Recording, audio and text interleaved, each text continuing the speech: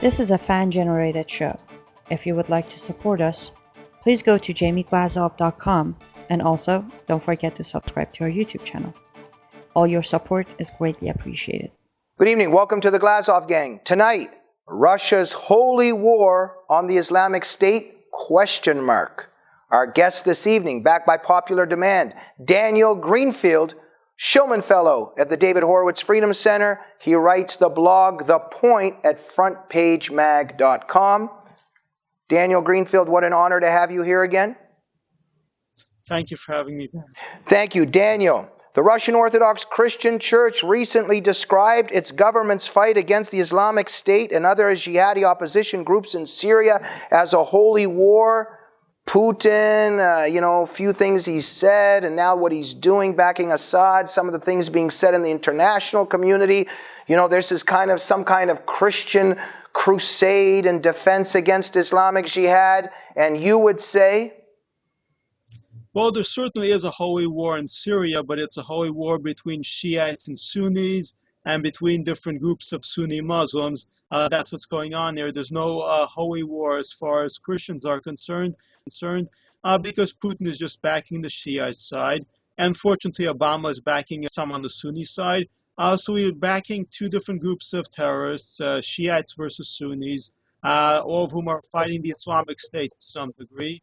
And none of this is really about anything noble or higher than that. It's about picking one group of Muslim terrorists against another group of Muslim terrorists.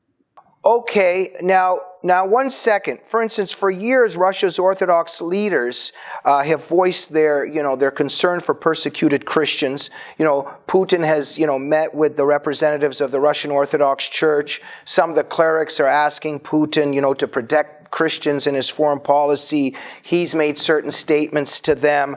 Let's put it this way. Whether they're sincere or insincere, and hey, look, here's another thing. I'm from a family of Russian dissidents. We are no lovers of the KGB by any means. I'm very well aware of the evil that Putin represents. However, sometimes evil, bad people could perform important functions against maybe greater evils at the time. My point is, the Islamic State at the moment arguably is a greater evil in terms of, let's say, oppressing Christians. So what Putin ends up doing, whether it's cynical or not, could be protecting Christians, Daniel? Well, for one thing, Putin's target is not ISIS. That's a good propaganda cover. His main targets are various Sunni groups. Now, some of these are bad guys. Some of these are Al-Qaeda. Some of these are very bad guys. But he's not doing this to protect Christians. He's doing this to keep Assad in power. So this is a face-off between Iran and Saudi Arabia and Turkey. And again, if Putin is very concerned about Christians, he could just step in and ask Iran to stop persecuting Christians within Iran. Why hasn't he done that, you'd have to ask. Okay. So look, I'm just playing the devil's advocate here in a way because look, again, I repeat, we understand, we know that the thugs and murderers, the KGB mafiosa people that rule Russia, that Putin heads. But look, if Assad gets overthrown, there's going to be a bloodbath of Christians. So by Putin supporting Assad, he's preventing a bloodbath of Christians? Well, the problem is that Putin is not there really for Assad. He's there for Iran. This intervention, we found out, was planned out by a key Iranian figure in the Iranian Revolutionary Guard. So Iran is taking over Syria, and that's going to squeeze Christians further. Now, this may not be a form of persecution that would be as bad, for example, if the Islamic State were to take over, or even, for example, if some of these Sunni rebels were to take over. But it's a choice of persecutions. It's not stage 1 Christians are fine, stage 2 Christians are persecuted. Again, it's a choice of persecutions. It's to what extent will Iran persecute Christians? To what extent will whatever Sunni group comes out on top persecute Christians? Okay, this is obviously a very complicated matter. So I'm just trying to crystallize some things here. Is what Putin is doing by sending in the Russian military a positive thing in terms of weakening ISIS? Earlier you said that ISIS isn't being hurt at all, but in the news it's saying that the Russian airstrikes are hitting ISIS targets.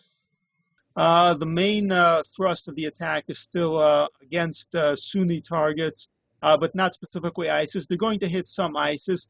You're seeing Turkey doing the same thing. Turkey is there to bomb Kurds, but they do hit some ISIS targets because, again, ISIS is the bad guy. So if you hit ISIS, you can justify anything else you're doing there, but that's not the main target there.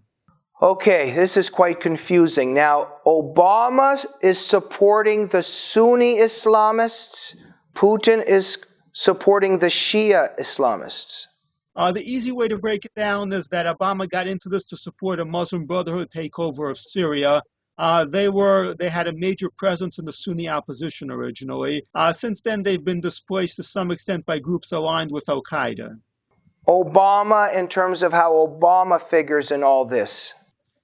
So Obama was there to back the Muslim Brotherhood. What happened is this all came out of the Arab Spring. Now in Egypt and Tunisia, they were able to take over. I wouldn't quite call it peacefully, but they were able to take over without an armed conflict. In Libya, they did have an extended armed conflict. And in Syria, there's been an extended religious civil war, again, between Shiites and Sunnis. The Sunnis were originally headed by the Muslim Brotherhood, and Obama wanted to intervene militarily to back a Muslim Brotherhood takeover of Syria. Eventually, Al-Qaeda displaced the Muslim Brotherhood, and Obama decided not to back them. And now he's in a very strange position because he's bombing ISIS, but at the same time, he can't actually alienate either Assad because he's got to deal with Iran, and he can't alienate the Muslim Brotherhood either.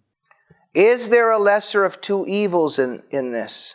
With terrorists, I think it's very dangerous to talk about the lesser of two evils because we've had some very bad lessons about trying to find the moderate terrorist. The truth is there's no such thing as the moderate Muslim terrorist. They're all bad guys and we shouldn't be supporting any of them.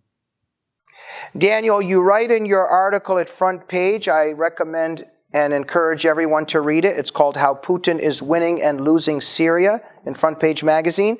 You write, the more chaos Russia creates in the Middle East, the more Muslims flood into Europe. The shakier the Europe Union becomes. If Putin achieves nothing else in Syria, he can keep the flow of Muslim migrants going long enough to bring down the rest of Europe. And if Europe is in bad enough shape, his Eurasian Union becomes more viable. Wait a minute, so there's a very sinister charade here in some way. He's trying to hurt Europe? It's hard to say if it's a deliberate plan, if Putin intended this, but he's certainly doing a lot of damage, and the end result may splinter part of the European Union, and that's certainly something that he would want very much. Finally, and very importantly, how does Israel stand in all this? What's Israel supposed to do? Well, Israel has been trying to stay out of this as much as possible because, again, it's faced with enemies on all sides. But Russian intervention is going to create a serious issue because Russia is there for Iran. It's there to protect Iran's interests, and that puts it in a direct collision course with Israel.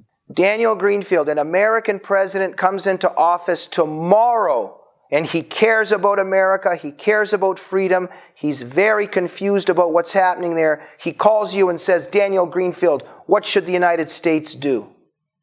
Well, first of all, we should focus on taking in Christian refugees rather than Muslim refugees, which means taking in people who are not cleared by the UN, but rather people who are from traditionally persecuted communities. Second of all, we should look for ways to stabilize Christian areas, possibly even with a no-fly zone. But I really wouldn't recommend making particular deals with terrorist groups because that's going to backfire. Daniel Greenfield, you are a hero, a stand-up guy, and a genius. An honor to have you on the Glazov Gang.